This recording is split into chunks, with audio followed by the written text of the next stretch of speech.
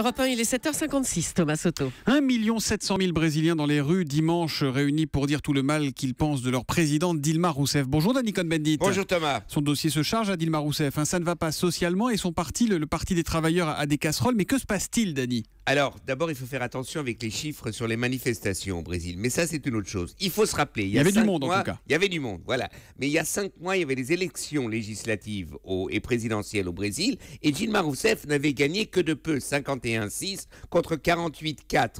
Donc, vous voyez que déjà, la société brésilienne est divisée et patatras avec la crise sociale, la crise économique. Maintenant, il y a la crise politique avec la grande corruption de Petrobras, c'est la grande entreprise de pétrole. Eh bien, Dilma Rousseff s'effondre, radicalisation de l'opposition de droite qui descend dans la rue. Voilà ce qui se passe au Brésil. C'est une manifestation politique en fait, plus que sociale. C'est la droite qui descend dans la rue, c'est ça ? Exactement. Alors, il y a une partie, il ne faut pas dire que la droite, parce qu'il y a une partie de l'électorat de Dilma Rousseff qui est déçue parce qu'elle n'arrive pas à tenir compte, d'après eux, de la crise économique, et surtout elle est déçue politiquement parce que son parti, le Parti des travailleurs, a les mains dans le sac. Il est dans le processus de corruption comme la plupart des partis brésiliens. Il faut dire la plupart des partis brésiliens au pouvoir, parce que c'est une condition, ont été disons, touchés par la corruption de Petrobras. Vous l'avez déjà rencontrée, Dilma Rousseff. Elle ne donne pas forcément envie de lui faire des bisous. Est-ce que selon elle, selon vous, elle a les capacités, le tempérament pour rebondir ? C'est une femme intègre. C'est une ancienne résistance qui était dans la lutte contre les militaires. Elle n'a pas le charme, elle n'a pas la tchatch, elle n'a pas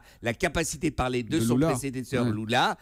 Donc, je ne sais pas. Est-ce qu'elle aura la force de nettoyer dans son parti ? C'est la grande question. Mais disons qu'il n'y a pas d'alternative politique. De toute façon, le Brésil s'installe dans une longue crise politique parce que les prochaines élections présidentielles, c'est dans 3 ans et demi. Il n'y a pas d'alternative, donc on va revoir en fait des manifestants descendre dans la rue pour des problèmes sociaux, pour des problèmes politiques au Brésil. Voilà, il n'y a pas d'alternative à Dilma Rousseff maintenant. L'humeur de Dany tous les matins à 8h05 sur Europe 1. À demain, Dany. À demain. Bonne journée. Ciao, ciao.